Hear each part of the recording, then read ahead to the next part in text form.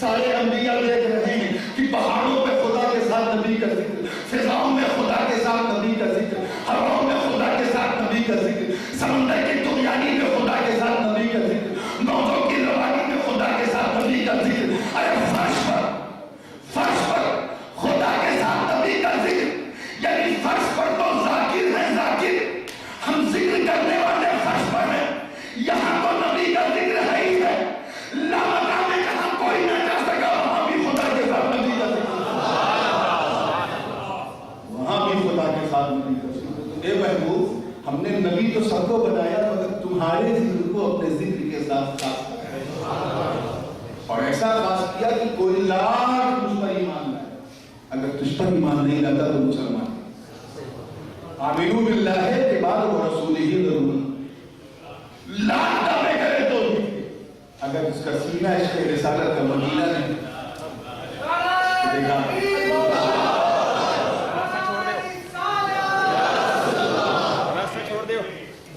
راستہ چھوڑ دے راستہ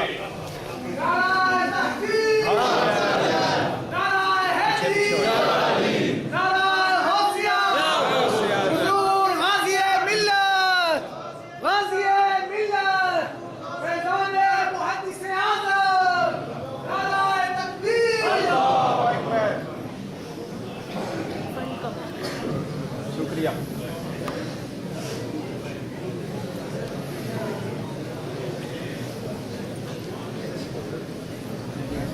تشریف رکھیں اور درود پاک کرنا جاری رکھیں۔ اللہم صلی علی سیدنا شفیعنا حبیبنا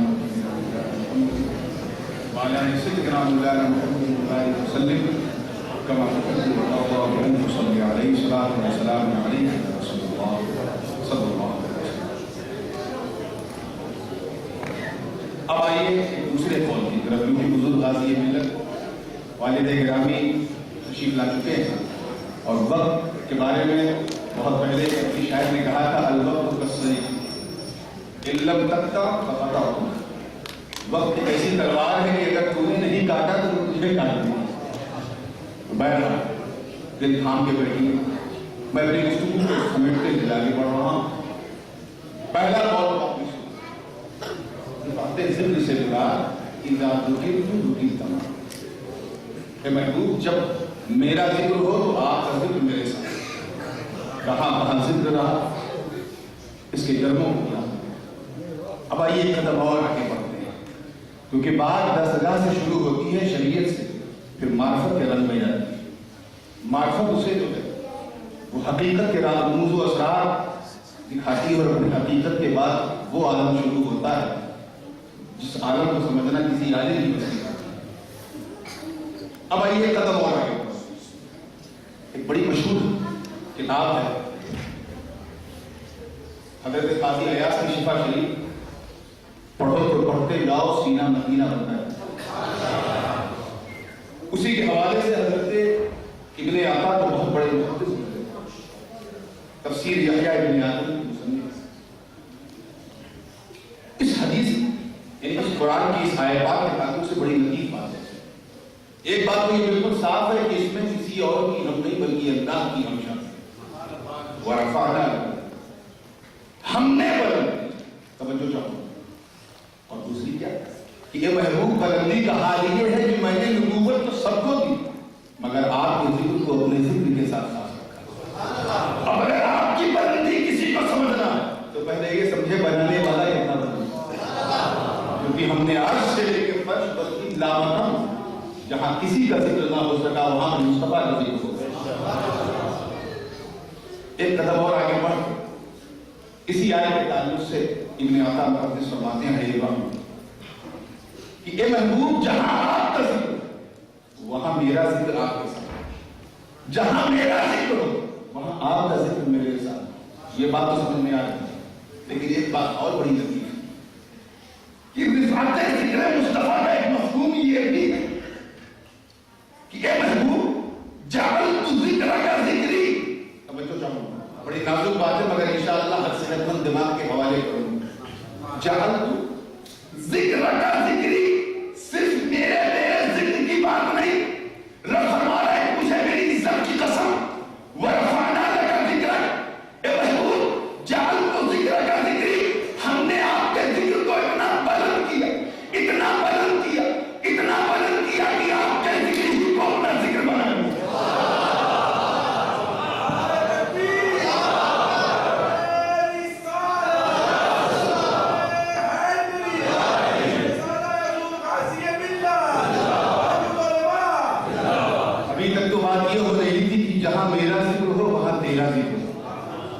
اب اعلیٰ حضرت نے جو بات کہی تھی یعنی محبوب و محب میں نہیں میرا تیرا، یہ درسگاہی جملہ نہیں تھا، یہ خانقاہی تھا، تو نہیں پڑھا یعنی محبوب و محب میں نہیں میرا تیرا کیوں؟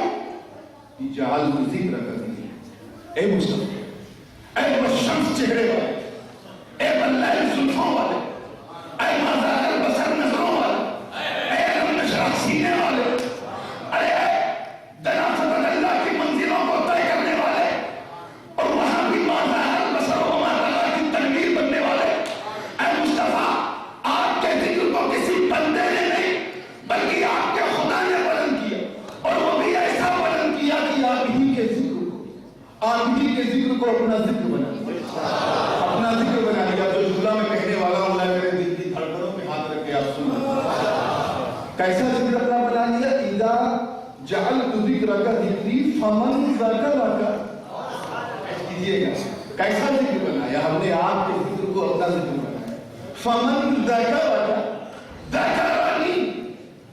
اب اگر کوئی تانا دے تو اسے یہ سنا دیا اللہ تعالیٰ کہ اس قول کا مفہوم کیا ہے؟ تو حضرت محدث ابن عطا فرماتے ہیں کہ اے محبوب ہم نے آپ کے ذکر، پھر کہتے ہم نے آپ کے ذکر اپنا ذکر بنا لیا، کس طرح کہ فمن ذکرک ذکرنی، ایسا ذکر بنایا کہ جو آپ کا ذاکر ہو وہ میرا ذاکر ہو، جس نے آپ کو یاد کیا اس نے مجھے یاد کیا۔ ارے خوش نصیبوں، خوش بختوں، نبی کے وفا شعاروں، اے نام مصطفیٰ کو سن کر اپنے سینے کو مدینہ بنانے والوں خوشخبری دیکھو کہ تم یہاں اس زمین میں بیٹھ کر یا نبی کہتے رہو ملے یا نبی یا اللہ سنائی دو۔ یہ ہے اب یہ تو خانقاہ کی بات ہوئی، تھوڑا سا پھر ارتجا کی طرف مائل اسی مفہوم کے تعلق سے قرآن پاک کی استشہاد ان کے حافظ قرآن ہونے کا ایڈوانٹیج تو ہوتا ہی رہتا ہے، اللہ تعالیٰ وہ سب کو عطا کرے۔ قرآن مقدس کی ایک بڑی مشہور ہے اللہ رب العزت کا ارشاد واللہ ورسولہ احق ان یرضوہ، اللہ اور اس کا رسول۔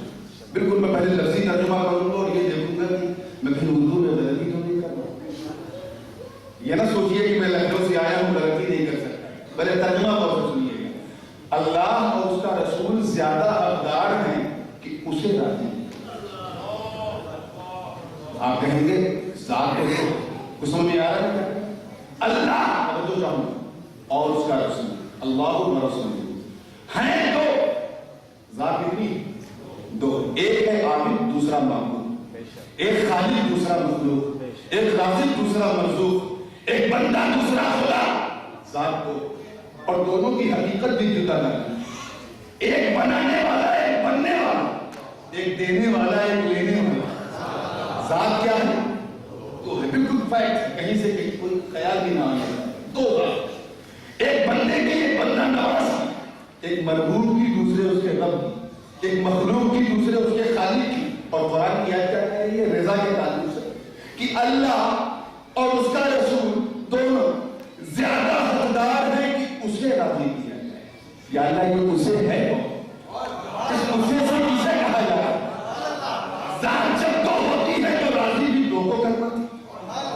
مولانا اسرار صاحب بیٹھے اچھی طرح جانتے ہیں کہ ضمیر و مرجع میں اگر مطابقت نہیں تو لوگ کہہ دیتے ہیں کہ he doesn't know about Arabic anything، کیونکہ مرجع ہے دو ذات ہے، ایک اللہ کی ایک اس کے رسول، پھر وہی ذہن کو ہے۔ اور ضمیر واحد مذکر، میں علماء کو مخاطب کر کے بول رہا ہوں، ضمیر کیا ہے؟ واحد مذکر۔